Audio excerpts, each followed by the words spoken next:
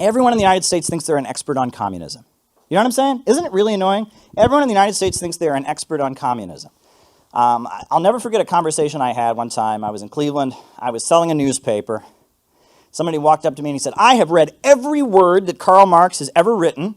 I have read every word that Karl Marx has ever written, and I know that it doesn't work. I have studied it more than you have. You think you know it, but I read every word that Karl Marx ever wrote. I was kind of, wow, I mean, that's a lot of reading you did, you know. And I said, well, you know, I know you think Marx was wrong about socialism, but do you think he was wrong about dialectical materialism?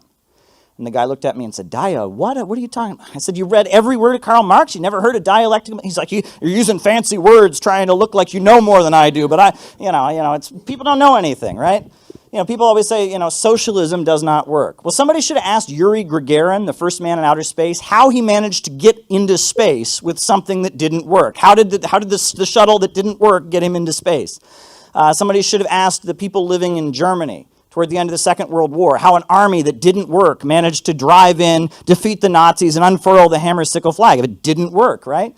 You know, people should ask, why half the steel in the world today is made in these state-controlled industries of China. If socialism doesn't work, all this steel, how are they doing it? I mean, it just doesn't work, right? How is Huawei, the biggest telecommunications manufacturer in the world, making some of the best phones, you know, better than Apple? Apple's desperate to get them pushed off the market. How is this working? It doesn't work, right? We learned in school it doesn't work. Well, I mean, there's all this evidence of socialism working pretty well, but somehow it just doesn't work, right? Everyone's an expert. Everyone's an expert.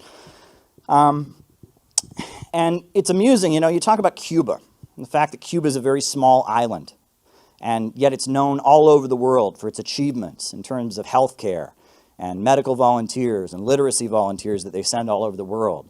You can compare Cuba to the Dominican Republic or Haiti or any of the countries in that area, and it's amazing what they have accomplished. The reputation that Cuba has is based on real solid achievements in that area. We talk about the situation on the border, right, where there are immigrants pouring into this country, refugees. Where are they fleeing from? They're fleeing from Honduras, a free market country.